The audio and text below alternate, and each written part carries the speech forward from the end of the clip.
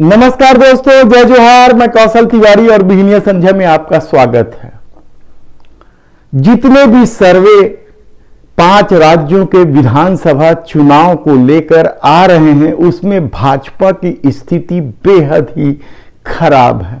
हर सर्वे बता रहा है कि भारतीय जनता पार्टी के लिए चुनाव जीतना बेहद ही मुश्किल है, चाहे वह हिंदुत्व या राष्ट्रवाद को लेकर कितनी भी अब नफरत की राजनीति कर ले, काट की हांडी बार बार नहीं चढ़ने वाली है। लेकिन दूसरी तरफ कांग्रेस ने भी बड़ी तैयारी कर ली है।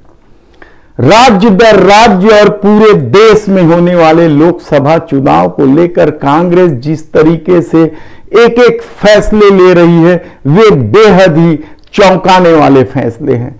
कल छत्तीसगढ़ को लेकर भी कांग्रेस हाईकमान ने बड़ा फैसला लिया है। छत्तीसगढ़ में कहा जा रहा था कि कांग्रेस भूपेश बघेल के नेतृत्व में बेहद ही मजबूत स्थिति में है और भारतीय जनता पार्टी का यहां चुनाव जीतना या सत्ता में आना बेहद ही मुश्किल है।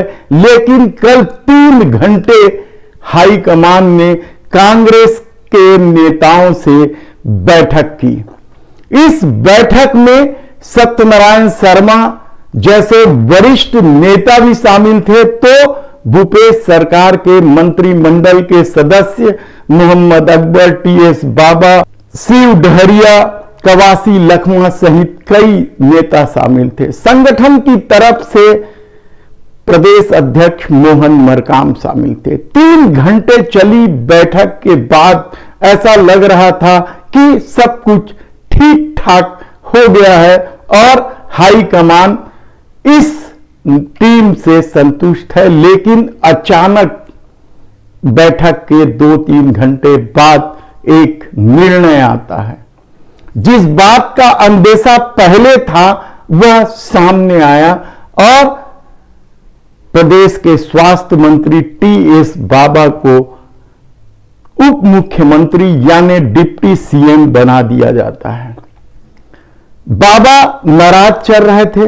कहा जा रहा था कि 2.5 साल के फार्मूले के तहत भूपेश बघेल के बाद उन्हें मुख्यमंत्री बनना था।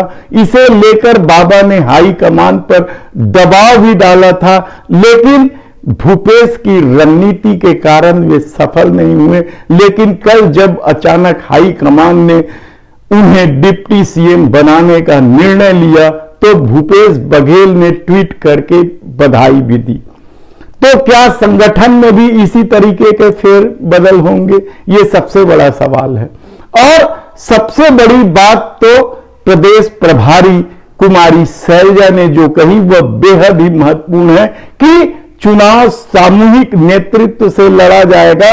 कांग्रेस की यही परंपरा है, मुख्यमंत्री कोई भी हो, प्रदेश अध्यक्ष कोई भी हो, लेकिन चुनाव सामूहिक नेतृत्व से लड़ा जाएगा। और यह न केवल चौंकाने वाली खबर है बल्कि भारतीय जनता पार्टी के लिए एक मुश्किल भरा मास्टर स्ट्रोक है कांग्रेस का, कहा जाए तो गलत नहीं होगा, क्योंकि पहले ही भारतीय जनता पार्टी यहां अपने अस्तित्व को लेकर जद्दोजहद कर रही है।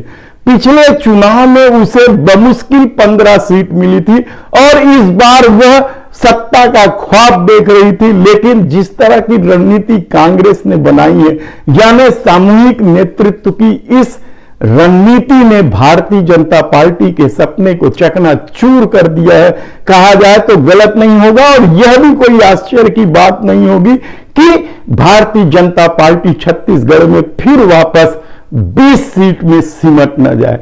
दरअसल छत्तीसगढ़ की तासीर हमने पहले ही बताया कि किस तरीके की है। मध्य प्रदेश के साथ जब छत्तीसगढ़ था तब भी मध्य प्रदेश में कांग्रेस की सरकार जब बनती थी तो वह छत्तीसगढ़ के भरोसे बनती थी, क्योंकि छत्तीसगढ़ में कांग्रेस का बेहद ही प्रभाव रहा है।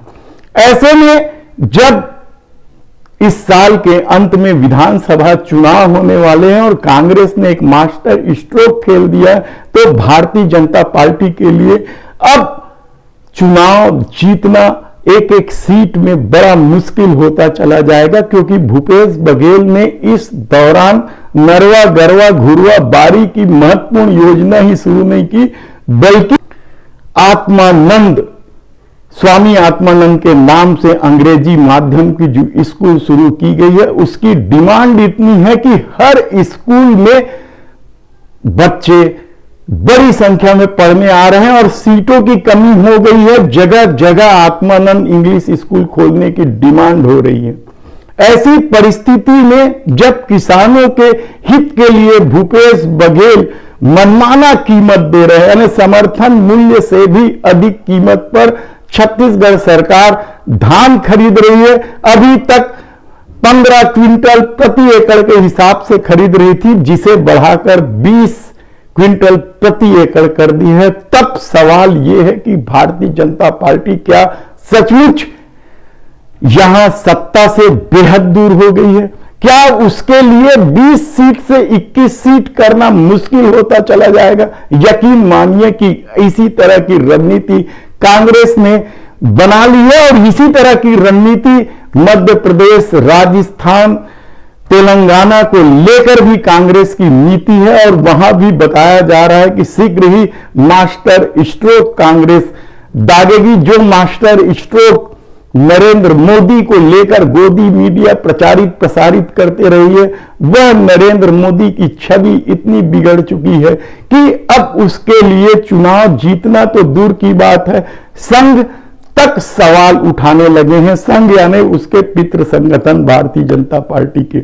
तब ऐसी परिस्थिति में आने वाले दिनों में कांग्रेस संगठन को लेकर भी कोई बड़ा फैसला होने वाला है, क्योंकि संगठन को लेकर भी भूपेश बघेल के साथ विवाद चल रहा है और मोहन मरकाम एक दमदार नेता के रूप में अपनी छवि बना चुके हैं, कहा जाए तो गलत नहीं होगा। एक तरफ जब भूपेश बघेल प्रदेश सरकार के कामों को लेकर भेंट मुलाकात कार्यक्रम कर रहे थे, तो दूसरी तरफ पीसीसी चीफ यानी मोहन मरकाम प्रदेश भर में घूम घूम कर कांग्रेस के संगठन को मजबूत कर रहे थे। और अब जब उन्होंने अपने ढंग से नियुक्ति की तो उसे लेकर विवाद भी हुआ था, लेकिन कहा जा रहा है कि कल चली 3 घंटे की बैठक के बाद सारे विवाद सुलझा लिए गए हैं। लेकिन सवाल तो यही है कि आखिर भूपेश बघेल के नेतृत्व में चुनाव लड़ने की बात जो पिछले 1.5-2 सालों से कही जा रही थी, खुद डिप्टी सीएम बने टीएस बाबा ने भी कह दिया था कि इस साल के अंत में होने वाले विधानसभा चुनाव भूपेश बघेल के नेतृत्व में होगा। तब अचानक 3 घंटे चली बैठक के बाद या बैठक में ऐसा क्या हुआ कि सामूहिक नेतृत्व की बात प्रदेश प्रभारी ने कर दी है? तब देखना है कि आने वाले दिनों में कांग्रेस के संगठन या मंत्रिमंडल में किस तरह के फेरबदल होंगे। धन्यवाद।